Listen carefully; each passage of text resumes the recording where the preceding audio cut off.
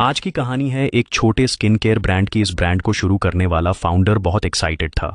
उसका एक ही सपना था, वायरल होना। उसने सोचा अगर मेरी एक रील वायरल हो गई तो बिजनेस अपने आप चल पड़ेगा। और फिर उसने कंटेंट बनाना शुरू किया। हर दिन trending audio, funny reels, skin care hacks, सब कुछ ट्राई किया। शुरुआत में उसे व्यूज भी आने लगे, लेकिन प्रॉब्लम ये थी, सेल्स नहीं आ रही थी।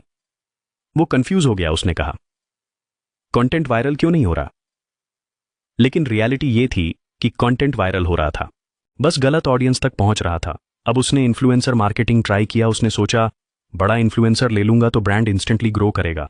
उसने एक पॉपुलर इन्फ्लुएंसर को हायर किया। रील बनी, बहुत वायरल हुई, लाइक्स भी आए, कमेंट्स भी आए, लेकिन सेल्स फिर भी बहुत कम रहीं। अब वो और परेशान हो गया। तभी किसी ने उसे समझाया, तुमने इन्फ्लुएंसर बड़ा चुना लेकिन ऑडियंस मैच नहीं देखा। उस इन्फ्लुएंसर की ऑडियंस एंटरटेनमेंट देखना चाहती थी, स्किन केयर बाइंग इंटेंट नहीं था। यहां असली मिस्टेक यही थी, इन्फ्लुएंसर बिग था लेकिन रेलिवेंट नहीं था। फिर उसने दूसरी गलती समझी। उसने कंटेंट बिना स्ट्रैटेजी के बनाया था। बस वायरल होने के लिए वीडियोस बनाए जा रहे थे, लेकिन ब्रांड मैसेज क्लियर नहीं था। लोग समझ ही नहीं पा रहे थे कि प्रोडक्ट किसके लिए है और क्यों लेना चाहिए। अब उसने पूरी अप्रोच बदल दी। सबसे पहले उसने ऑडियंस रिसर्च किया, समझा कि कस्टमर्स को क्या प्रॉब्लम है और क्या चाहिए। फिर उसने सिंपल कंटेंट बनाना शुरू किया, problem plus solution based videos.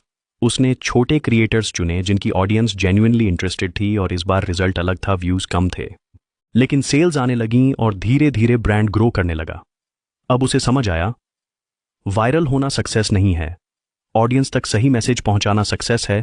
Influencer marketing shortcut नहीं है, स्ट्रैटेजी है। और कंटेंट सिर्फ एंटरटेनमेंट नहीं, बिजनेस कम्युनिकेशन है। अगर ऑडियंस गलत है तो वायरल भी वेस्ट है, और अगर मैसेज सही है तो छोटे व्यूज भी पावरफुल हो जाते हैं।